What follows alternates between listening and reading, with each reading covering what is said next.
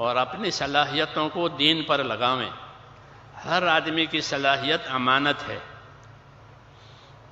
سوچنے کی، سمجھنے کی، سننے کی، بولنے کی، کرنے کی جتنی طاقتیں دی گئی ہے یہ امانت ہے، ہماری اپنی نہیں ہے، اور یہ امانت دی گئی ہے ذمہ داری پوری کرنے کے لیے۔ ہم اس کو بھولے ہوئے ہیں کہ میری صلاحیت مجھے کیوں دی گئی ہے۔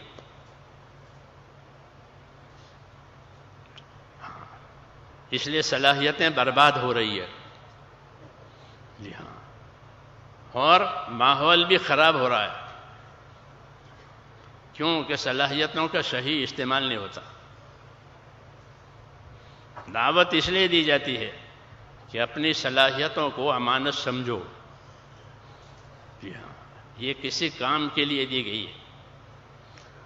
صحابہ لوگوں کو اس پر ابھارتے تھے کہ صلاحیتوں کی قدر کرو، اللہ تم سے اپنے دین کا کام لیں گے اور تم سے بڑے بڑے کام لیے جائیں گے۔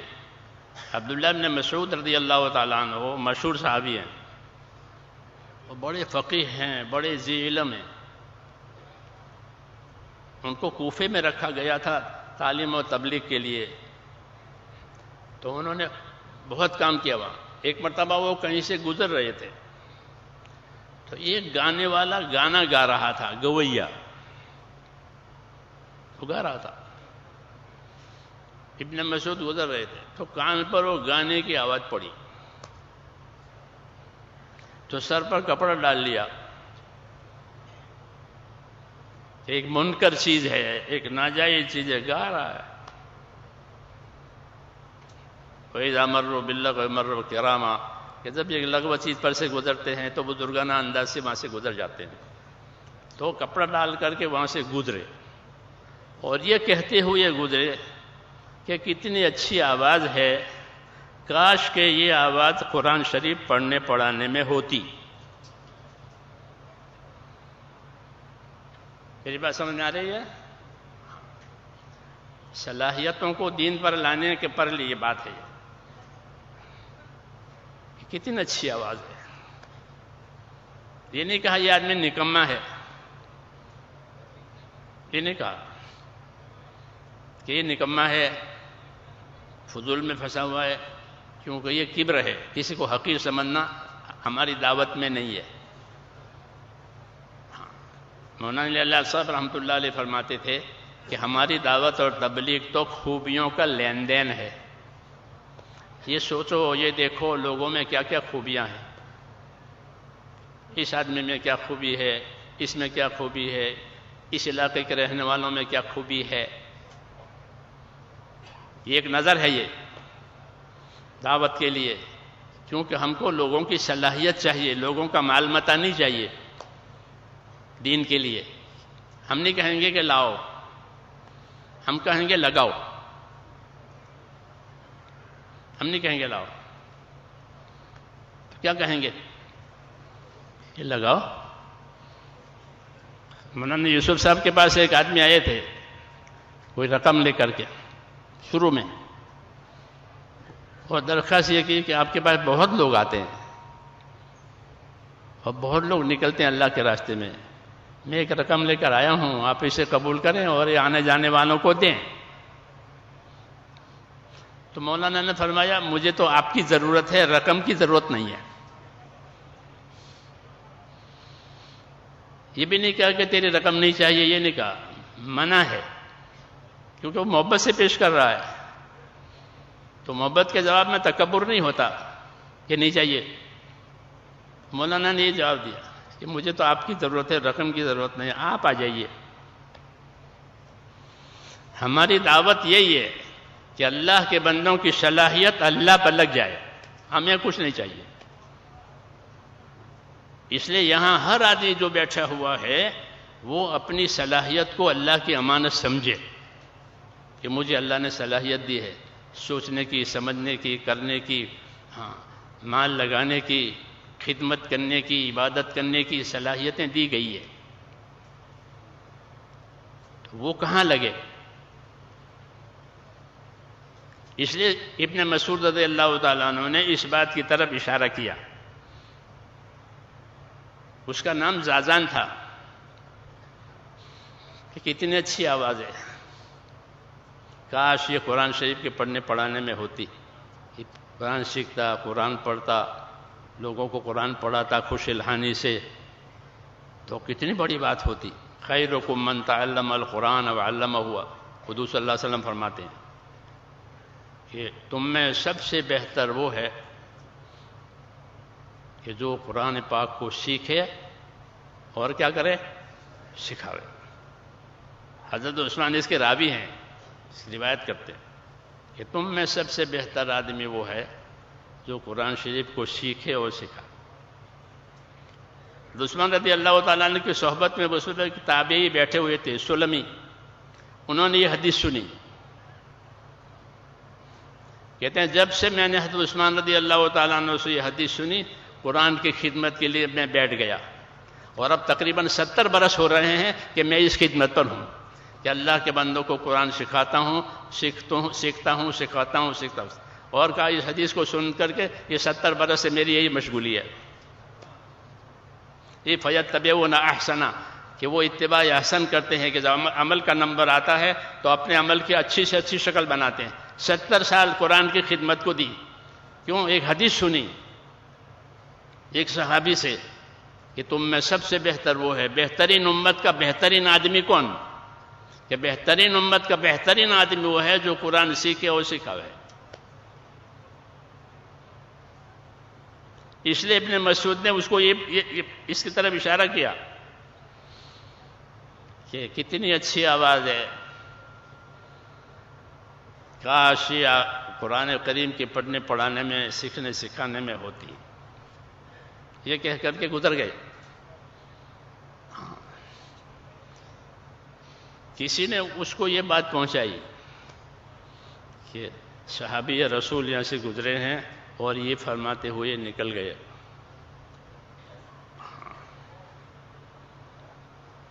یہ طریقہ ہوتا ہے آدمی کی صلاحیت کو ابھارنے کے لیے۔ بس اس نے وہ گانا چھوڑ دیا اور ابن مسعود کے پیچھے ہو گئے تلاش کر کے، اور ان کے شاگرد بنے، ان کے علوم سے فائدہ اٹھایا۔ جب آپ سے یہی سیکھنا ہے جس کی آپ نے دعوت دی ہے، کہ کتنا اچھا ہوتا ہے یہ قرآن کے پیچھے۔ تو میں یہ بات کہہ رہا تھا میرے دوستو کہ امت کی صلاحیتیں بہت زیادہ ہیں، ہاں بہت۔ یہ جو بیٹھے ہوئے ہیں یہ سب صلاحیتوں کے مالک ہیں، اس میں کوئی ناکارہ نہیں ہے، کوئی بیکار نہیں ہے۔ اللہ نے کسی کو بیکار پیدا ہی نہیں کیا، ہر کسی کو ایک کام کے لیے پیدا کیا۔ ہر کسی را بہر کارے ساختن، کہ ہر کسی کو کسی کام کے لیے پیدا کیا۔ انگوٹھا ایک کام کے لیے ہے، انگلی شہادت کی انگلی ایک کام کے لیے ہے۔ جی ہاں، اب تو اس کی بات کھل گئی، انگوٹھے کے نشان لیتے لوگ۔ جی ہاں، یہ دلیل علامتیں ہیں کہ ہماری صلاحیتیں جو ہے کہاں لگے۔ دعوت میں یہی بات کرانی ہے۔ مولانا محمد یوسف صاحب رحمۃ اللہ علیہ فرماتے تھے کہ ہم تو اس محنت کے ذریعے سے، اس دعوت کے ذریعے سے امت کو ایک غلطی میں سے بچانا چاہتے ہیں، جس غلطی میں امت پھنس گئی ہے۔ کہ وہ کیا غلطی ہے؟ فرمایا وہ غلطی یہ ہے کہ آدمی اپنی صلاحیت کو اپنی سمجھتا ہے، مالی صلاحیت ہو، دوسری صلاحیت ہو، یہ میری اپنی صلاحیت ہے، میں جو چاہوں اس میں کروں، میں جو چاہوں کروں، میرا اپنا ہے۔ حالانکہ اس کا اپنا نہیں ہے، اس کو اللہ نے بطور نعمت کے دیا ہے، جو بھی دیا ہے، اور بطور نعمت کے دے کر کے اس کو بطور امتحان قرار دیا ہے کہ ان نعمتوں میں رکھ کر اللہ تمہیں دیکھیں گے کہ تم کیسا کرتے ہو۔ اس لیے جتنی نعمتیں ہیں، جتنے اسباب ہیں، اس کی دو حیثیتیں ہیں۔ ایک حیثیت اس اسباب کی یہ ہے کہ وہ نعمت ہے، تندرستی نعمت ہے، اولاد نعمت ہے، مال نعمت ہے، سمجھ نعمت ہے، قوت نعمت، سب چیزیں نعمت ہے، یعنی اللہ کا انعام ہے۔ نعمت ہونے کا مطلب یہ ہے کہ اللہ نے بغیر مانگے اپنے بندوں کو دیا اور دیتے رہتے ہیں، دیتے رہتے ہیں۔ وہ سوال کرنے کا انتظار نہیں کرتے کہ کوئی سوال کرے اور دیں، ایسا نہیں ہوتا۔ اللہ کی سنت یہ ہے کہ وہ نعمتوں کے دینے میں اپنی طرف سے پہل کرتے ہیں۔ معصور دعاؤں میں ہے اللہم یا مبدع النعم قبل استحقاقها، کہ اے وہ پروردگار کہ جو اپنی طرف سے نعمت دینے میں شروعات کرتے ہیں حالانکہ اللہ پر کسی کا کوئی حق نہیں ہے۔ اللہ پر کس کا حق ہے؟ کہ اللہ پر کسی کا کوئی حق نہیں ہے کہ بھئی ہمارا حق ہے لاؤ، جیسے لوگ مانگتے ہیں، حکومتوں سے اپنا حق مانگتے ہیں، ایک دوسرے سے اپنا حق مانگتے ہیں کہ ہمارا حق ہے۔ اللہ پر کسی کا کوئی حق نہیں ہے، کیوں کہ اللہ سب چیزوں کا مالک ہے، اس کا کوئی شریک نہیں کہ حق مانگے۔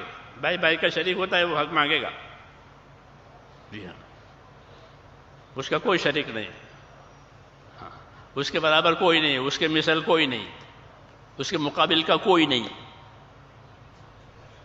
ہاں، پھر جو دے رہے ہیں تو کہ حق کسی کا بھی نہیں ہے اللہ پر، وہ اپنی طرف سے بطور انعام اور اکرام کے دیتے ہیں، یہ لو یہ لو یہ لو، جو مانگا وہ بھی دیا اور جو نہیں مانگا وہ بھی دیا، اور مانگنے پر جو دیا وہ اس کے مانگنے سے زیادہ دیا، اور اپنی طرف سے شروعات کی ہے۔ ہاں، یہ نہیں کہ کسی کی درخواست آوے تو دیکھے کیسا نہیں۔ حضور صلی اللہ علیہ وسلم اللہ کی یہ شان ظاہر کر رہے ہیں اپنی دعاؤں میں، اللہم یا مبدع النعم قبل استحقاقها، اے وہ ذات کہ جو نعمت دینے میں اپنی طرف سے شروع کرے حالانکہ اللہ پر کسی کا کوئی حق بھی نہیں ہے۔ تو یہ نعمتیں آتی رہتی ہیں، اسباب ملتے رہتے ہیں، ان اسباب کے بارے میں کیا موقف ہے، کیا ذمہ داری ہے؟ تو میں نے عرض کیا کہ ایک طرف تو یہ اسباب اللہ کی نعمتیں ہیں، جیسا کہ معروف مشہور ہے، سب جانتے ہیں۔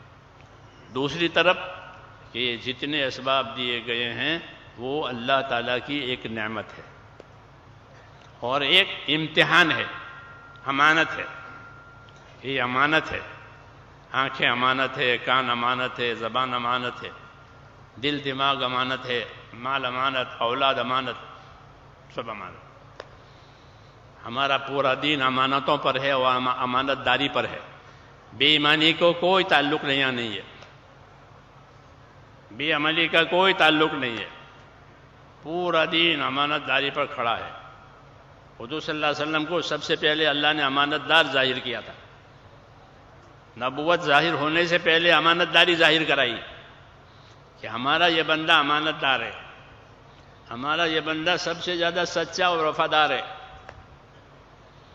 یہ بنیادیں ہیں ہماری کام کرنے کی کہ دین کا کام اور اللہ کا کام کیسے کرو گے، کہ پوری امانت داری سے کریں گے، کیونکہ ہم کو یہ چیزیں بطور امانت کے دی ہیں۔ تو مولانا محمد یوسف صاحب رحمۃ اللہ علیہ فرماتے تھے کہ ہم امت کو اس غلطی میں سے اس محنت کے ذریعہ بچانا چاہتے ہیں کہ انہوں نے جان مال کو اپنا ہی سمجھ لیا ہے، کہ جان مال ہماری، جیسا چاہے کریں، جو چاہیں کریں۔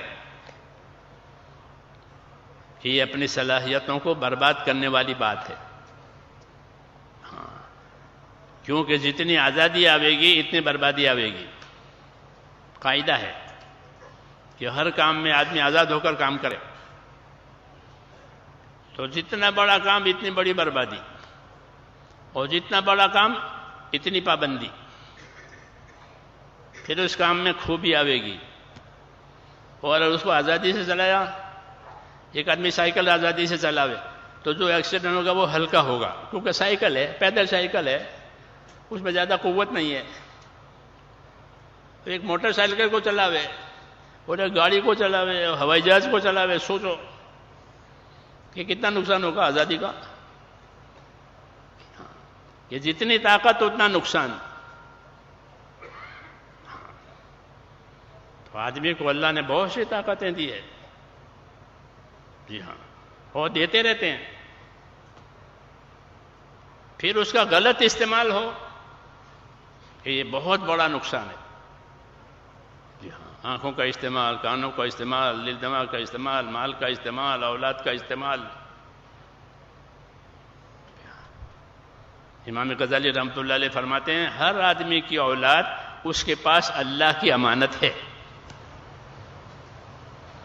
اولاد سے خوش ہوتے ہیں لوگ، نہیں ہوتی ہے تو مانگتے ہیں، دعا کراتے ہیں، وظیفے پڑھتے ہیں، کیوں؟ اولاد کی طلب ہے، بے اولاد رہنا نہیں چاہتے۔ تو جب دی ہے اولاد تو کس کام کے لیے دی ہے؟ یہ تھوڑی ہے کہ میرے مال کا وارث بنے، اتنا مال کا وارث بننے کے لیے دی ہے کہ مال کا تو کیا وارث بنے گا، ہر آدمی اپنا مال چھوڑ کے جائے گا، ہر آدمی اپنا مال چھوڑ کے جائے گا۔ جی ہاں، اللہ کہتے ہیں میں وارث ہوں۔ وارث کون ہے؟ کہ اللہ، اِنَّا نَحْنُ نَرِثُ الْأَرْضَ وَمَنْ عَلَيْهَا وَإِلَيْنَا يُرْجَعُونَ، یہ زمین اور زمین کی ساری چیزوں کے ہم وارث، اللہ کہتے ہیں یہ تو سب چلے جائیں گے، پھر ہم جس کو چاہیں گے دیں گے۔ اولاد اس لیے نہیں ہوتی کہ یہ وارث بنے، کہ اولاد تو اس لیے ہے کہ جو زندگی کی ذمہ داریاں اللہ نے باپ کو دی ہے یہ سنبھالے۔ ہمارے باپ نے یہ ذمہ داری سنبھالی تھی دین کی، ہم بھی وہی ذمہ داری سنبھالیں، کہ یہ اصلی بات ہے۔ تو مولانا کی بات کہہ رہا تھا میں کہ ہم امت کو اس غلطی میں سے بچانا چاہتے ہیں کہ امت نے اپنی صلاحیتوں کو اپنی سمجھی ہے کہ ہماری ہے، جو چاہیں کریں، یہ راستہ صحیح نہیں ہے، بلکہ یہ صلاحیتیں امانت ہے، اور یہ اس لیے دی گئی ہیں تاکہ اس کے ذریعے سے اللہ تعالیٰ کی اطاعت کی جائے، اطاعت پر آنا ہے۔ کیونکہ رسولوں کی بعثت اور رسولوں کا دنیا میں اللہ کی طرف سے بھیجا جانا یہ خالص اللہ کی اطاعت کو زندہ کرانے کے لیے ہوتا ہے، اور کسی کام کے لیے نہیں ہوتا۔ کہ رسول کیوں بھیجے گئے 1,24,000 یا جتنے بھی ہو، اور آخر میں جناب رسول اللہ صلی اللہ علیہ وسلم، کہ ان کا بھیجا جانا زمین پر صرف اس لیے ہے کہ لوگ اپنی صلاحیتوں کو اللہ کے حکموں پر لگاوے، برباد نہ کرے، کہ تمہاری صلاحیتیں بہت قیمتی ہے، ان صلاحیتوں کو حق پر لگانا ہے تاکہ اللہ کی اطاعت وجود میں آوے۔ نبیوں کا آنا اور ان کی دعوت، ان کی تعلیم، ان کا ارشاد خالص زمین پر اللہ کی اطاعت کو قائم کرانے کے لیے ہے۔ وَمَا أَرْسَلْنَا مِن رَّسُولٍ إِلَّا لِيُطَاعَ بِإِذْنِ اللَّهِ، کہ جب کبھی ہم نے کوئی رسول بھیجا ہے تو اس کے آنے کا اور بھیجنے کا صرف یہ مقصد ہوتا ہے کہ لوگ اس کے بتانے سے اللہ کی اطاعت پر اپنے آپ کو لگائیں۔ یہ رسولوں کی بعثت کا مقصد ہے، اپنی اطاعت نہ کرے، اپنے نفس کی اطاعت نہ کرے، اپنے ماحول کی اطاعت نہ کرے کہ جیسے لوگ کرتے ہیں ویسے کریں گے، جیسے لوگ چلتے ہیں ویسے، لیکن نہیں، تمہیں لوگوں کے پیچھے چلنے کے لیے نہیں کہا ہے، تمہیں تو نبی کے پیچھے چلنے کے لیے کہا ہے۔ ہاں، یہ ہمارا شرف ہے، یہ ہماری بزرگی ہے کہ اللہ تعالیٰ نے ہم کو کسی ایرے گہرے کے حوالے نہیں کیا ہے، کہ نبی بھیجا ہے، اور نبی بھیج کر پھر اللہ نبی کی رہبری اپنے علم سے کرتے ہیں۔ نبی کو بھی اللہ ویسے نہیں چھوڑتے، بلکہ نبی کی رہبری اللہ کریں گے۔ مولانا محمد الیاس صاحب رحمۃ اللہ علیہ فرماتے تھے کہ قرآن جو ہے وہ نبی کا رہبر ہے، نبی ساری دنیا کا رہبر، ساری دنیا کی رہبری کرنے کے لیے حضور صلی اللہ علیہ وسلم کو بھیجا ہے، اور حضور صلی اللہ علیہ وسلم کی رہبری کے لیے، کہ آپ صلی اللہ علیہ وسلم کی رہبری کے لیے اللہ کا علم یعنی قرآن پاک۔ اس لیے ہمارا کام بہت اونچا ہے، تو ہماری زندگی کا مقصد بہت اونچا، یہ معمولی چیزوں پر یہ زندگی لگ جاوے کہ اس سے زیادہ کوئی کھوٹ اور خسارہ نہیں ہے، بڑا خسارہ کہ معمولی چیزوں پر ہماری صلاحیتیں لگ گئی، ہمارا مال لگ گیا، ہماری فکر لگ گئی، ہماری سوچ لگ گئی، جبکہ ہماری سوچ اور فکر کا معیار بہت اونچا تھا۔ حضور صلی اللہ علیہ وسلم کی اس امت میں ایک ایک آدمی کو ذمہ دار بنا دیا ہے سب کا۔ یہ فرماتے تھے مولانا الیاس رحمۃ اللہ علیہ کہ ایک امتی پوری امت کا ذمہ دار ہے، اور پوری امت اس ایک کی ذمہ دار ہے۔ تو ہماری زندگی ذمہ داریوں والی ہے، کیونکہ ہم امانت کو لیے ہوئے ہیں، جان مال ساری چیزیں امانت ہے، دین بڑی امانت ہے، ہمارے کاندھوں پر امانتیں ہیں، بڑی ذمہ داری ہے، اور ہمارے لیے بڑا انعام ہے، بڑا اکرام ہے اس امانت کے وجہ سے کہ اگر دین کی ذمہ داریاں سنبھالی گئی، جس کے لیے ہم کو اللہ نے ساری صلاحیتیں دی ہے، تو سارے حالات ٹھیک ہو جائیں گے۔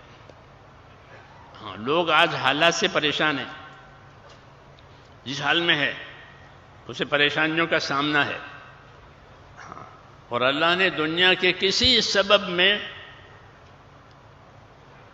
یہ طاقت نہیں رکھی کہ وہ حالات کو بناوے۔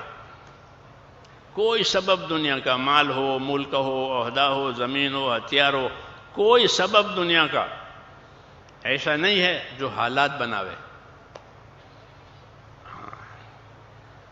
بات کیا ہے؟ اللہ نے حالات کو اپنے قبضے میں رکھا ہے کہ حالات ہم بنائیں گے۔ اسباب بندوں کو دیے ہیں کہ دوا بیچنے والوں کو دی، دوا جاننے والوں کو دی، اور شفا اپنے ہاتھ میں رکھی ہے کہ شفا کون دے گا؟ کہ شفا اللہ دے گا۔ وَإِذَا مَرِضْتُ فَهُوَ يَشْفِينِ۔ ابراہیم علیہ السلام کہہ رہے ہیں کہ میرا خدا وہ ہے کہ جب میں بیمار ہو جاؤں تو مجھے شفا وہ دے۔ تو دوائیں ہمارے قبضے میں ہیں، علاج کے اسباب ہمارے قبضے میں ہیں، ساری مشینیں ہمارے قبضے میں ہیں، اور شفا کون دے گا؟ کہ شفا اللہ دے گا۔ یہ ترتیب ہے کہ حالات کو اللہ نے اپنے قبضے میں رکھا ہے اور اسباب کو بندوں کو دیا ہے۔ اس لیے اسباب سے وہ ہوگا جو اللہ چاہے گا، وہ نہیں ہوگا جو بندہ چاہے گا، کہ وہ تابع ہے، ہر چیز تابع ہے۔ دنیا کی تمام چیزوں کو اللہ نے مسخر کیا ہے۔ مسخر کرنے کا مطلب یہ ہوتا ہے کہ اس کو ایک کام پر لگایا ہے کہ تجھے یہ کام کرنا ہے، تجھے یہ کام کرنا ہے، پابند کر دیا ہے۔ سورج کو پابند کیا، چاند کو پابند کیا، ہوا کو پابند کیا، سب پابند ہیں، سب پابند۔ جانور پابند ہو جاتا ہے آپ کا، ہاں لوگ جانوروں کو پابند کرتے ہیں، تربیت دیتے، وہ پابند ہو جاتے ساری عمر۔ یہ کیوں؟ کہ اللہ نے اس کو پابند کیا ہے بندوں کے لیے۔ آپ سواری پر سوار ہوتے ہیں تو دعا پڑھتے ہیں، سبحان الذی سخر لنا ھذا وما كنا له مقرنین۔ اس دعا کا یہ مطلب ہے کہ پاک ہے وہ پروردگار جس نے اس جانور کو میرے تابع کر دیا، میری خدمت میں لگا دیا۔ ہاں، وہ جانور ہڑتال نہیں کرتے کہ نہیں مانیں گے، آج کوئی نہیں کرے گا۔ بڑی بڑی طاقتیں جانوروں میں ہیں، ہاتھی، اونٹ، لیکن وہ پابند ہو گئے، اور موت تک کھلاؤ تو کھائے، پلاؤ تو پیے، نہ تو کھڑا رہے۔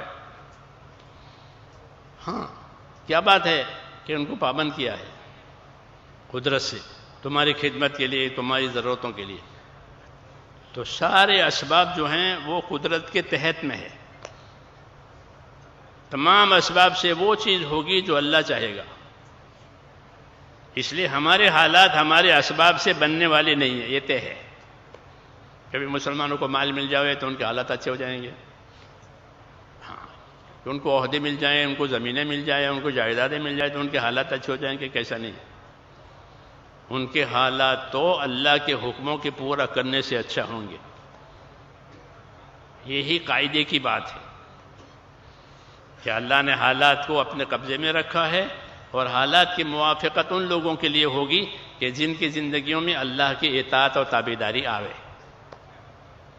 یہ کہا کہ اطیعوا اللہ واطیعوا الرسول لعلکم ترحمون، اطاعت کرو اللہ کی، اطاعت کرو اس کے رسول کی، تاکہ تمہارے اوپر رحم ہو جاوے۔ رحم لانے کا راستہ یہی ایک ہے کہ زندگی اللہ کے حکموں پر آ جاوے۔ پھر ہر حکم کے ساتھ اللہ کی طاقت ہے، ہر حکم کے اندر ایک اثر ہے، ہر حکم کے اندر ایک اجر ہے۔ یہ بھی ہے کہ ہر حکم میں ایک اثر ہے، ایک اجر ہے۔ جب زندگی حکم والی ہوگی تو کتنے ہی اچھے اچھے آثار زندگیوں میں آویں گے، اور زندگی حکموں سے کٹی ہوئی ہوگی کہ کوئی اچھا اثر کوئی بھی چیز پیدا نہیں کرے گی، اللہ نہیں چاہتا تو نہیں ہوگی۔ علماء نے لکھا ہے کہ دوا بھی جو اثر کرتی ہے وہ حکم سے کرتی ہے۔ فرشتہ ہوتا ہے، وہ دوا کو درد کی جگہ پر پہنچاتا ہے تو درد دور ہو جاتا ہے، اور منظور نہیں ہوتا تو وہ فرشتہ دوا کو درد کی جگہ پر پہنچنے ہی نہیں دیتا، تو دوا اثر نہیں کرتی۔ کیوں کہ اس کو روکا گیا ہے۔ حدیثوں میں ہے کہ اللہ نے بیماریاں بھی پیدا کی ہے اور اس کی دوائیں بھی اللہ پیدا کر چکا ہے۔ کچھ بیماریوں کی دوا لوگوں کو معلوم ہو گئی ہے، کچھ کی نہیں ہوئی، معلوم کرتے رہتے رات دن، معلومات ہوتی ہے۔ لیکن دوا میں یہ قدرت نہیں رکھی گئی ہے کہ وہ بیماری کو دور کرے۔ اس طرح مال میں یہ طاقت نہیں رکھی کہ مال حاجت پوری کرے اور مال راحت دے، بلکہ اللہ چاہے گا تو ہوگا، نہیں تو نہیں ہوگا۔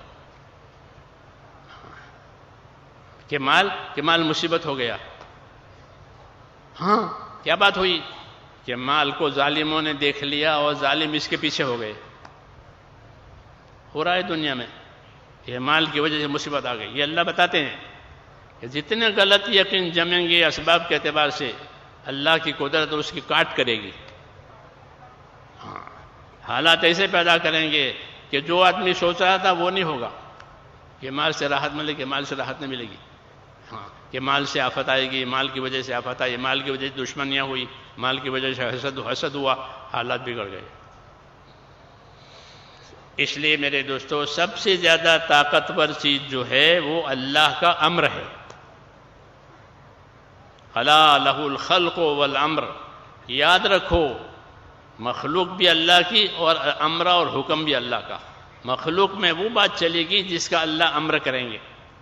اس لیے ہمارا رخ ہمارے دین نے اور ہمارے نبیوں نے ہمارا رخ اللہ کی طرف کیا ہے کہ تم سیدھا اللہ سے اپنا تعلق جماؤ اور لا الہ الا اللہ کہو کہ کام بنانے والی ذات ایک اللہ کی ہے۔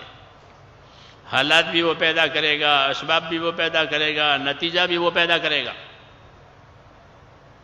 تینوں چیزیں اللہ کی طرف سے ہیں کہ اسباب بھی پیدا کریں گے، حالات بھی پیدا کریں گے، نتیجہ بھی پیدا کریں گے۔ تو تمہیں کیا کرنا ہے کہ ہمیں ان اسباب میں اللہ کے حکموں کو اور اس کے دین کو زندہ کرنا ہے۔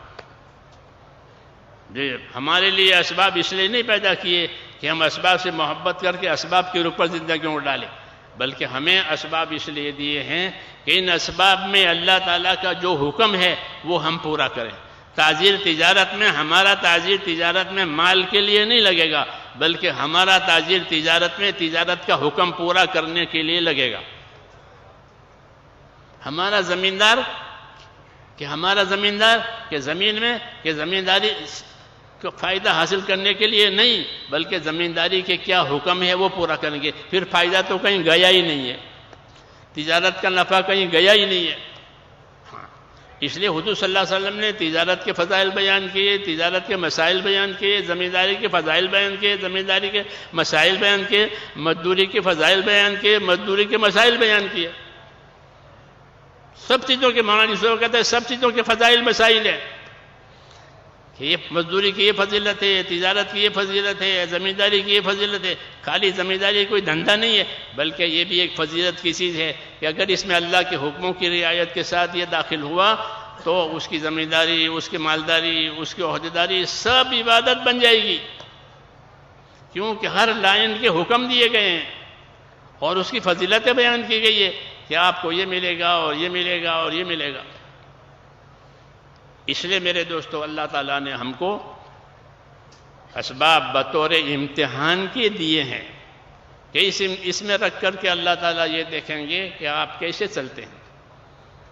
رسول صلی اللہ علیہ وسلم نے فرمایا، دو باتیں فرمائی، فرمایا دنیا ہری بھری اور میٹھی ہے۔ کہ کیسی ہے؟ ہر آدمی کو دنیا ہری بھری اور میٹھی لگتی ہے۔ مثال دی ہے جیسے جانور کو جب پہلی بارش ہوتی ہے وہ جو سبزہ اگتا ہے وہ ہرا بھرا اور میٹھا ہوتا ہے، اور جانور اس کو خوب چرتا ہے، پیچھے سے مارے تو بھی نہیں ہٹے گا، کیونکہ اس کو ایسا لذیذ لگتا ہے، ریشم کی طرح وہ نرم ہوتا ہے۔ اس کی مثال دی ہے کہ دنیا ایسی ہری بھری اور میٹھی لگتی ہے آدمی کو، اور ہری بھری اور میٹھی لگنے میں اس طرف بھی اشارہ ہے کہ اس کو کوئی حرام سے لے تو بھی میٹھی لگے گی، اس کو کوئی حلال سے لے تو بھی میٹھی لگے گی، یا کڑوی لگے گی۔ کہ چوری کے مال سے مٹھائی خریدی ہے تو وہ مٹھائی کڑوی ہو جائے گی کہ نہ؟ کڑوی نہیں ہوگی، وہ میٹھی ہی رہے گی۔ یہ کہا کہ ہری بھری اور میٹھی ہے، جیسے جانور اپنا چارہ ہو، گھر کا چارہ ہو، سب کا چارہ چرتا ہے، وہ میٹھا لگتا ہے۔ کہ دنیا ہری بھری ہے میٹھی ہے، کوئی بھی لے، رشوت سے لو تو بھی میٹھی لگے گی، اور رشوت سے لو تو بھی سارے کام بن جائیں گے۔ رشوت کے مال سے شادی ہوئی کہ ہو گئی، رشوت کے مال سے بلڈنگ ہو گئی کہ ہو گئی، رشوت کے مال سے علاج ہو گیا ہو گیا۔ جی ہاں، یہ بات ہے، سمجھائیے کہ دنیا ہری بھری اور میٹھی ہے۔ اور اللہ کی کیا ترتیب ہے؟ کہ اللہ کی ترتیب اس ہری بھری دنیا میں یہ ہے کہ اللہ تمہیں ایک کے بعد ایک کو اس پر لائیں گے۔ کہ پہلے ہمارے دادا تھے، پہلے ہمارے دادا تھے یہاں، اس کے بعد ہمارے ابا آئے، اور ابا کے بعد اب ہم ہیں، یوں یہ فرمایا وَإِنَّ اللَّهَ تَعَالَى مُسْتَخْلِفُكُمْ فِيهَا۔ تو ایک کے بعد ایک کو لائیں، کوئی اپنے ساتھ لے کے نہیں لے جاتا۔ جی ہاں، کہ دادا تھے سب لے گئے، کہ ایسا نہیں ہے، وہ دادا بھی چھوڑ کر چلے گئے، وہ ابا بھی چھوڑ کے چلے گئے، اب ہم ہیں پوتے۔ پھر پوتوں کے بعد کبھی ان کی اولاد ہوگی، ایک کے بعد ایک۔ تو اس ترتیب میں اللہ کا کیا مقصد ہے؟ کہ دنیا دکھانا مقصد ہے، اس کا ہرا بھرا ہونا مقصد ہے، اس کا میٹھا ہونا دکھانا کر نہیں۔ اس کو ہرا بھرا بنا کر کے امتحان بنایا ہے، اس کو میٹھا بنا کر امتحان بنایا ہے کہ کون اس میں اللہ کے حکموں کی رعایت سے چلتا ہے اور کون اللہ کے حکموں کو توڑ کر کے اندر گھستا ہے۔ یہ دیکھنے کے لیے ہے وَإِنَّ اللَّهَ تَعَالَى مُسْتَخْلِفُكُمْ فِيهَا فَيَنْظُرُ كَيْفَ تَعْمَلُونَ۔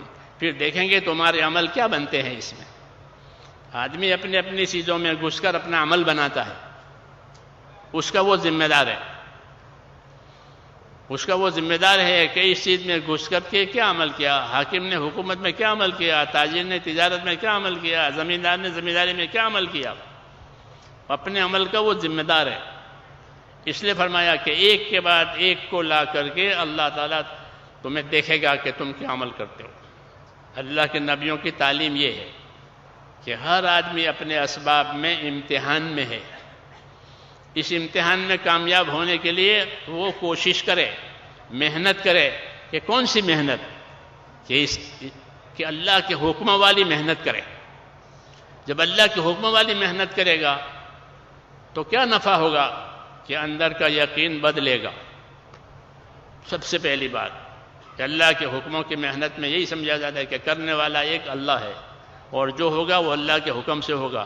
اللہ راضی ہوگا تو حالات ٹھیک ہوں گے، ناراض ہوگا حالات بدل جائیں گے۔ یہ دعوت ہے۔ تو جب اس حکم کی اس لائن کی محنت ہوگی تو اندر کا یقین بدلے گا کہ جو ہوگا وہ تو اللہ سے ہوگا، اللہ کے غیر سے ہوگا نہیں، پھر اللہ کو کیوں ناراض کروں۔ اس لیے رخ بدلتا ہے دین کی محنت سے، دنیا کے اسباب میں پھر وہ اللہ کے حکم کو لے کر کے جاتا ہے۔ اللہ کے حکم کو لے کر کے جائے گا، اللہ کے حکم کے ساتھ جائے گا، اور یہی مقصد ہے۔ اسباب کو اللہ نے ہم پر حرام نہیں کیا ہے کہ اس کو چھوڑو، چھوڑنے کی دعوت نہیں دی ہے کہ چھوڑو گھر کو، چھوڑو کاروبار کو، چھوڑو بیوی بچوں کو، کہ چھوڑنے کی دعوت نہیں دی ہے کہ کیوں کہ اللہ نے یہ سب چیزیں بندوں کے لیے پیدا کی ہے۔ اللہ کہتے ہیں میں نے تمہارے لیے ساری چیزیں پیدا کی ہے۔ حضور صلی اللہ علیہ وسلم فرماتے ہیں کہ دنیا تمہارے لیے پیدا کی گئی ہے، تو ہمارے لیے ہے، ہاں ہمارے لیے پیدا ہو گئی ہے، تو پھر کیسے حرام کیا جائے گا اس کو، کیسے منع کیا گیا، کیسے چھوڑا جائے گا اس کو؟ یہ تمہارے لیے ہے تو یہ ہمارے لیے ہے۔ اور تم کو کس لیے پیدا کیا ہے؟ کہ تم کو اپنی دنیا میں آخرت بنانے کے لیے پیدا کیا ہے۔ یہ راستہ ہے کہ دنیا سے آخرت بناؤ، یہ دعوت ہے، اور یہ سمجھداری کی بات ہے کہ بنانے والے نے یہ رہبری کی ہے کہ دنیا تمہارے لیے ہے اور تم آخرت کے لیے ہو۔ اس لیے کامیاب بندہ وہ ہے جو اپنی دنیا سے آخرت بناوے۔ قارون کو اللہ نے مال دے کر یہ دعوت دی تھی، بہت مال دیا تھا اس کو، اس کے قصے مشہور ہیں، تو اس کو مال دے کر کے یہ دعوت دی تھی کہ وَابْتَغِ فِي مَا آتَاكَ اللَّهُ الدَّارَ الْآخِرَةَ وَلَا تَنْسَ نَصِيبَكَ مِنَ الدُّنْيَا، کہ تجھ کو اللہ نے جو مال دولت دے رکھی ہے اس سے تو اپنی آخرت بنا لے۔ اور یہ دعوت ہر مالدار کو ہے، چاہے اس کے پاس مال تھوڑا ہو چاہے اس کے پاس مال زیادہ ہو، کہ وہ اپنے مال سے آخرت بناوے۔ دنیا سے دنیا بنانے کی دعوت نہیں ہے کہ دنیا سے دنیا بناؤ، وہ تو بنے گی، لیکن دنیا سے آخرت بنانا کہ ہاں اس کا طریقہ الگ ہے۔ اس کا طریقہ یہ ہے کہ اندر کا یقین بدلے، اندر اللہ تعالیٰ کا خوف آوے، ہاں اندر اللہ کی نعمتوں کی اور اس کے احسانات کی قدر آوے، اور پھر اپنے اسباب کو، اپنی صلاحیتوں کو حکم کے مطابق استعمال کرے کہ دنیا آخرت بن جائے گی، اسی دنیا سے آخرت بنے گی، اسی دنیا سے آخرت اجڑ بھی جائے گی۔ کہ اگر اپنے اسباب میں اپنی خواہشوں کے ساتھ آدمی استعمال ہوا تو وہ اپنی صلاحیتوں کو برباد کرے گا، اپنی خواہشات میں، من چاہی میں۔ حضور صلی اللہ علیہ وسلم نے ہم کو اسی سے آگاہ کیا ہے کہ کوئی اپنی صلاحیت کو برباد نہ کرے اللہ کے نافرمانیوں میں اور اپنی خواہشوں میں، بلکہ اپنی صلاحیتوں سے اپنے آپ کو ایمان والا، دین والا، تقوی والا بناوے، پھر اللہ دنیا کی نعمتیں برکت کے ساتھ دیں گے۔ یہ بھی دستور ہے اللہ کا کہ جب ایمان اور تقوی اندر آ گیا تو اللہ نعمتیں بھی دیں گے اور برکت کے ساتھ دیں گے۔ دو طریقے سے دیتے ہیں، برکت کے ساتھ بھی دیتے ہیں، الجھن کے ساتھ بھی دیتے ہیں۔ الجھنوں کے ساتھ دیں گے کہ بہت دیا ہے لیکن بہت الجھن ہے، صبح کام ہوتی ہے، شام کو ہوتی ہے، پتہ نہیں چلتا، اتنے الجھنے ہیں، نیند نہیں آتی، نیند کی گولیاں کھاتے ہیں، کیوں کہ الجھنے ہیں۔ دنیا کے اسباب دیے ہیں الجھنوں کے ساتھ، دنیا کے اسباب دیے ہیں برکتوں کے ساتھ۔ یہ ترتیب ہے اللہ کی کہ اگر دنیا کو ایمان بنا کر، تقوی بنا کر، محنت کر کے لیے ہے کہ یہ دنیا برکتوں والی ہوگی۔